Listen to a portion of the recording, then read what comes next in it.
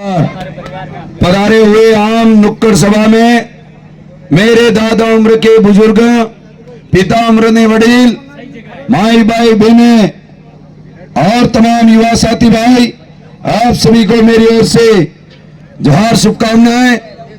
आपने बहुत सारी बातें और बहुत सारे वक्ताओं को सुन लिया होगा, पर दो बातें मेरी जरूर सुन करके जाना कि हम लोग आने वाले समय में आपके साथ सहयोग से और आपके आशीर्वाद से अगर विधानसभा जाने का मौका मिलेगा तो किस तरीके से पुरजोर से हमारी बात को, आपकी बात को विधानसभा में उठाएंगे।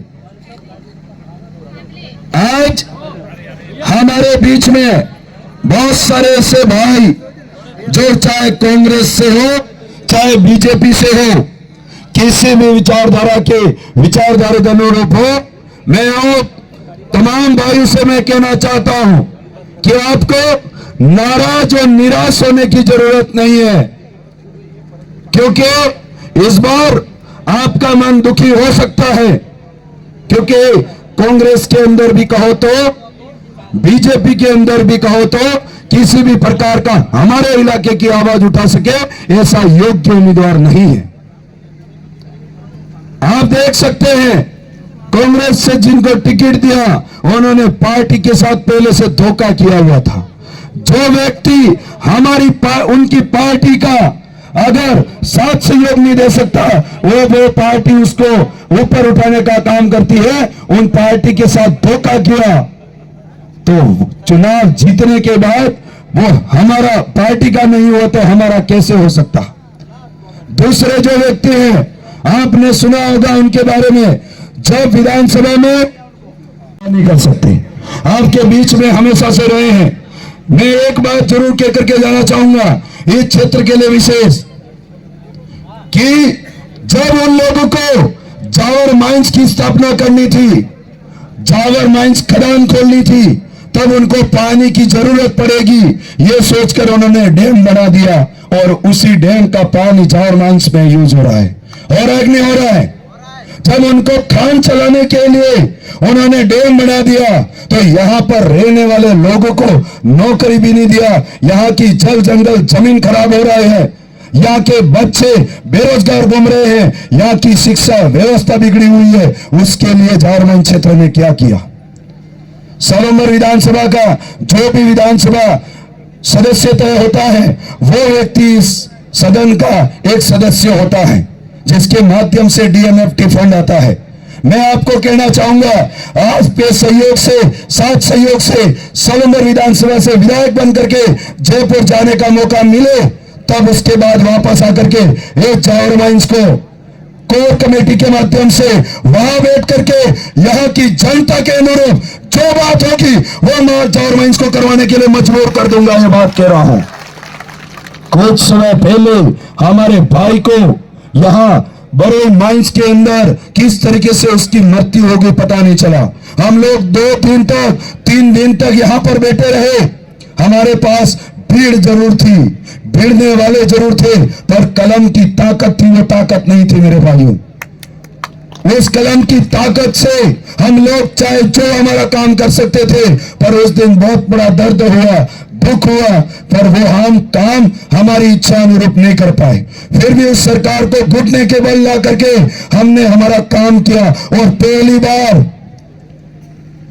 बार मरने वाले किसी व्यक्ति के लिए आर्थिक सहयोग और संविदा पे नौकरी करवाने के लिए उन सरकार को मजबूर किया था हम लोगों ने।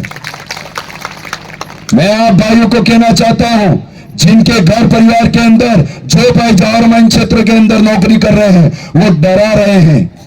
ये कह रहे हैं तेरा भाई, तेरा पिता, तेरा काका, तेरा बाबा वहां पर नौकरी कर रहा है, अगर तूने भारत आदिवासी पार्टी का सपोर्ट किया तो नौकरी से निकाल देंगे उनको। ये दबाव बनाया जा रहा है। मैं आप भाइयों को कहना चाह रहा हूं, आपके साथ सहयोग से आप लग जाइए मेहनत पर, और सलूमर विधानसभा फतेह करने के बाद किस माइका लाल की हिम्मत है कि हमारे एक भी भाई को अगर घर बिठाने का काम करा, जावर माइंस में ऐलान होगा, जावर माइंस बंद होगी। ये बात कहना चाहता हूं। पुलिस प्रशासन यहाँ का बहुत सारे भाई जो पार्टियों के दम पर हम लोगों पे कार्रवाई कर रहे हैं, आज नाके लगा रखे हैं। बीजेपी की गाड़ियां और कांग्रेस की गाड़ियां निकल रही है, कोई नहीं पूछ रहा। हमारे भाई बाइक पे बैठ करके प्रचार करने जा रहे हैं तो उनको पूछ करके लाइसेंस पूछ रहे हैं, इंश्योरेंस पूछ रहे हैं। भाई साहब, आप अगर अच्छे से कानून जानते हो तो थोड़ा बहुत हमने भी पढ़ा लिखा है। ये किसी की पार्टी की आड़ में आकर के ये कुछ दिनों की राजनीति है, ये कुछ दिनों का समय है। उस दिन रात और दिन हमारे से टकराना पड़ेगा, उस समय हिसाब किताब करेंगे। ये बात कहना चाह रहा हूं। आप भाइयों को निश्चिंत रहिए, आपको फिक्र करने की जरूरत नहीं है। हमारे इलाके के अंदर बहुत सारे भाइयों को पिछली बार दबाया था।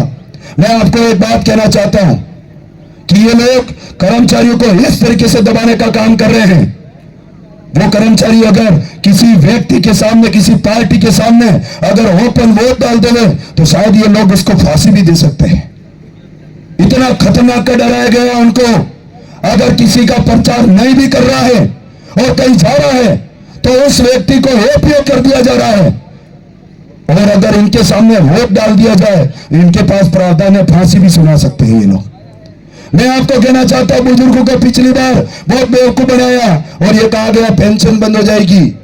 मैं एक बात याद दिलाना चाहता हूं, कांग्रेस सरकार के टाइम पर विधवा को, 9वीं क्लास की बच्ची को और महिलाओं को बहुत सबसे ज्यादा फोन देने का काम किया था। दिया था कि नहीं दिया था? और प्रचार के दौरान कह रहे थे कि ये हाथ में फोन है, वो फोन आपका बंद हो जाएगा अगर हाथ पे वोट नहीं दिया, कांग्रेस को वोट नहीं दिया तो। कितनी माई भाई बता सकते हैं कि आज आपका फोन बंद हो गया है? कितने भाइयों का फोन बंद हुआ? कोई फोन बंद नहीं हुआ। ये सिर्फ एक लुभावना, लालच था। इन बातों में आपको नहीं आना है मेरे भाइयों। पिछली बार बीजेपी सरकार में आने के लिए महिलाओं को इकट्ठा करके उनकी मीटिंग करी गई थी और उनको यह कहा गया कि आपने जितने भी समूह लोन लिए हैं, बीजेपी सरकार सत्ता में आने के बाद सुबह ब्रश करके उठते ही हम लोग आपका लोन माफ कर देंगे। ये कहा। भाई साहब, कितनी बार उठ गए और सो गए, आज तक पर्ची नहीं खुली क्या पर्ची सरकार की? ये बेवकूफ बनाने के तरीके हैं, इसलिए इनकी बातों में नहीं आना है। आपके साथ सहयोग से अगर विधानसभा जाने का मौका मिला, मैं आप जारवई क्षेत्र के तमाम भाइयों से कहना चाहता हूं, जितने देने जारवई क्षेत्र में धरना देकर के बैठना पड़ेगा, आपका भाई, आपका बेटा वहां पर बैठेगा और इस मांग को लेकर के बैठेगा। सारे भाई हमारे इस क्षेत्र में लगने चाहिए। आज एक नट बोल्ट खोलने के लिए बाहर से इंजीनियर को बुलाया जाता है और 1 मिनट के अंदर 1 लाख पकड़ के उसको दे दिया जाता है और हमारे भाइयों को ऊपर बबूल काटने के लिए रखा गया है और उसको कहते तेरे पास नहीं है, आज माता कल माता, तेरी कंपनी की वैलिडिटी खत्म हो गई। ये कर करके आज बेवकूफ बनाया जा रहा है। मैं तो उस मालिक से कहना चाहता हूं, अब भारत आदिवासी पार्टी का सलंदर विधानसभा का लाडला जीत करके जाएगा, उस दिन तेरी भी वैलिडिटी खत्म हो जाएगी। ये भी ध्यान रखना। तो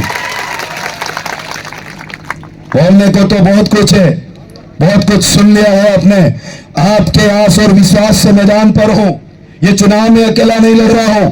आने वाले समय के अंदर हमारी जीत होती है, वो जीत का चेहरा आपके सर पर होगा, वो सब बैठे हुए व्यक्ति आप विधायक होंगे। ये बात मैं कहना चाहता हूं। हम लोगों को परेशान करते हैं दर बदर, शासन हो प्रशासन हो, यहाँ के कुछ लोग नुमाइंदे हो, वो बार बार परेशान करने का काम करते हैं।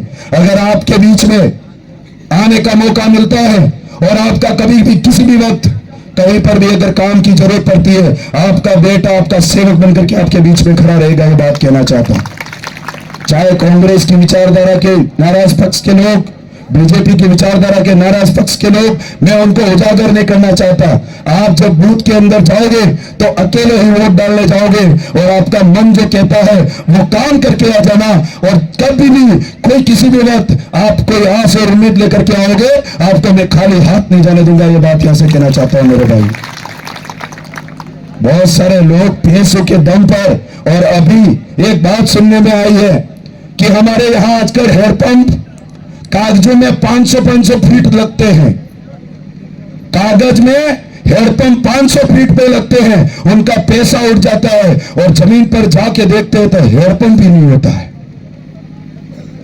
आज रोड है, आज बहुत सारे रोड है, 20 साल हो गए, सैंक्शन हो गए, पैसा खत्म हो गया, और उस जगह पे जाके देखते हैं आज भी एक भी रोड देखने को नहीं मिलता है। वो सारा पैसा हमारे जाने के बाद इस इलाके में लेके आने वाले हैं। मैं तो कह रहा हूं आपका ये हैंडपंप का पैसा है, आपके रोड सड़क का पैसा है, आपके बच्चों की शिक्षा का पैसा है, उसको ले लेना, घर में रख देना और इनको अब की बार ऐसा सबक सिखाना है पता चले खाइन खदेड़ीन वोट खरे आ लिया जो जीवी पता नहीं पड़ गया है तो खाली था जाऊं सारा ये बात के हो सब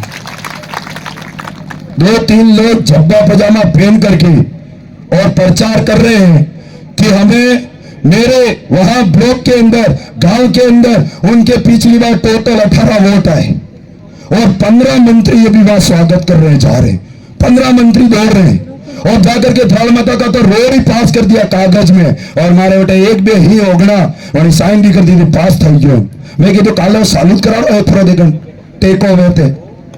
इसलिए लोग समझदार हो चुके हैं, आप भी समझदार हो, किसी भी की भी बातों में आने का वो नहीं है।